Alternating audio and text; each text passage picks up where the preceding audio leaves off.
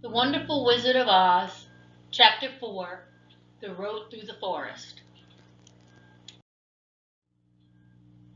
Chapter 4, Vocabulary. Dismal, dark and sad. Dreary, having no cheer or comfort. Anxious, nervous, worried, and eager to leave.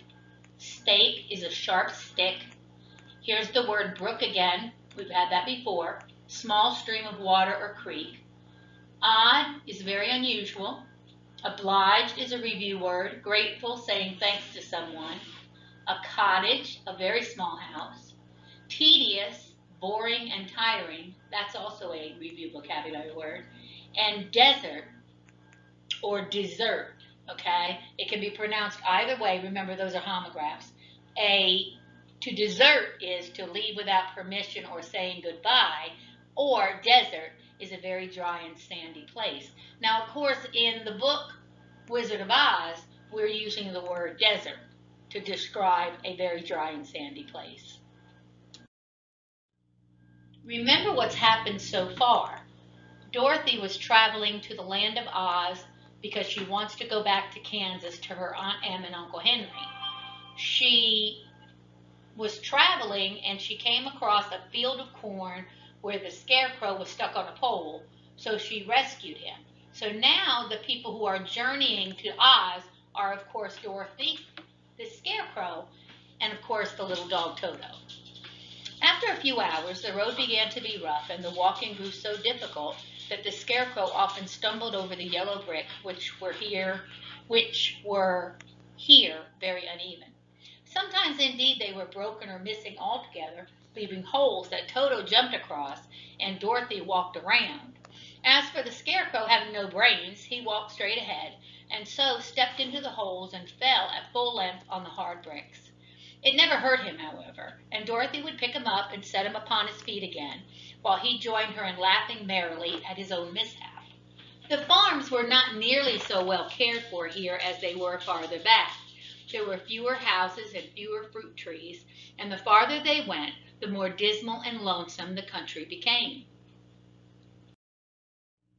At noon they sat down by the roadside near a little brook, and Dorothy opened her basket and got out some bread.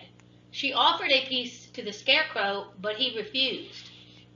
"I am never hungry," he said, "and it is a lucky thing I am not, for my mouth is only painted, and if I should cut a hole in it so I could eat, the straw I am stuffed with would come out, and that would spoil the shape of my head."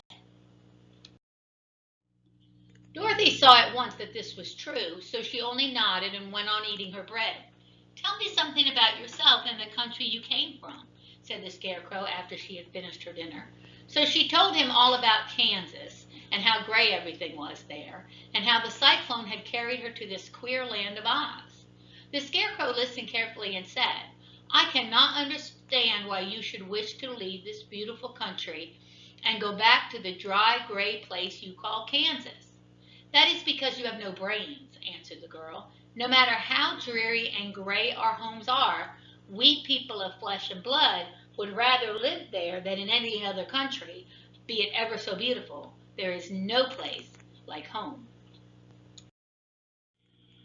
"Of course I cannot understand it," he said. "If your heads were stuffed with straw like mine, you would probably all live in the beautiful places, and then Kansas would have no people at all.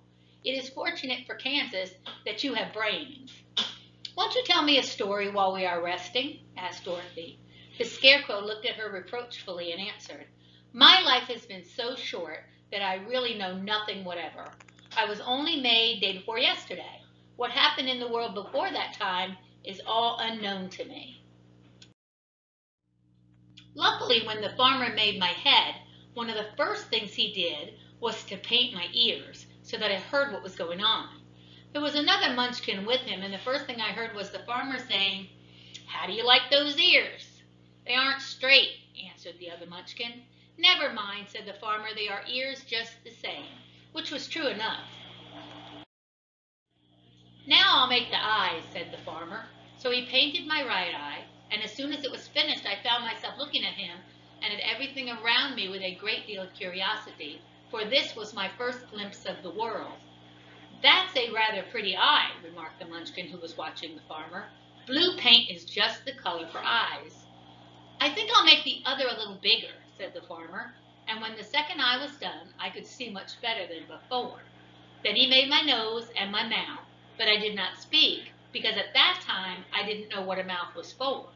I had the fun of watching them make my body and my arms and legs, and when they fastened on my head at last, I felt very proud, for I thought I was just as good a man as anyone. This fellow will scare the crows fast enough, said the farmer. He looks just like a man. Why, he is a man, said the other, and I quite agreed with him.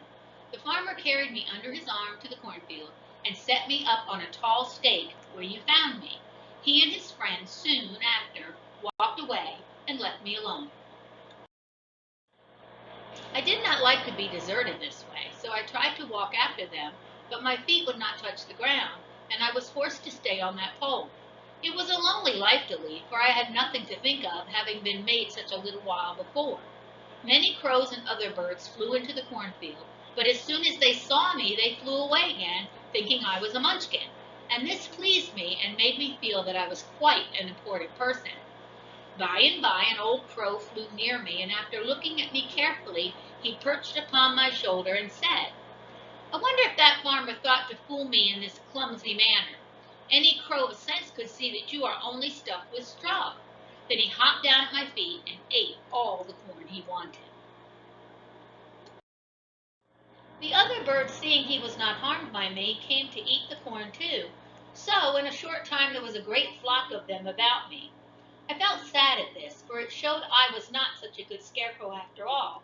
But the old crow comforted me, saying, if you only had brains in your head, you would be as good a man as any of them, and a better man than some of them. Brains are the only things worth having in this world, no matter whether one is a crow or a man. After the crows had gone, I thought this over and decided I would try hard to get some brains.